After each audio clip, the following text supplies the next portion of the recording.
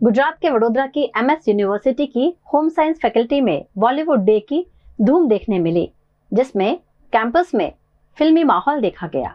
वडोदरा की महाराजा सयाजीराव गायकवाड़ यूनिवर्सिटी की अलग अलग फैकल्टीज में डेज सेलिब्रेशन किए जा रहे हैं। एमएस यूनिवर्सिटी की होम साइंस फैकल्टी में आज उत्साह के साथ बॉलीवुड डे मनाया गया। सामान्य रूप से पढ़ाई में व्यस्त रहने वाले साइंस के छात्र आज बॉलीवुड के आइकॉनिक लुक में नजर आए। ऐसे में कैंपस फिल्मी सेट जैसा दिखाई दिया।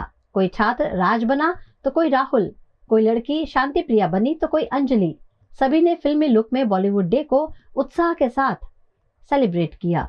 एक्चुअली અમે લોકો બિલોંગ કરીએ છીએ ફેમિલી એન્ડ કોમ્યુનિટી રિસોર્સ મેનેજમેન્ટમાંથી અને અમારું ડિપાર્ટમેન્ટ છે family and community resource management, જેમાં અમે લોકો લાઈક બધા યુનાઇટેડ છે, બધા અલગ અલગ ડેઝ સેલિબ્રેટ કરીએ છીએ, mismatch day, formal day, character days જેવા।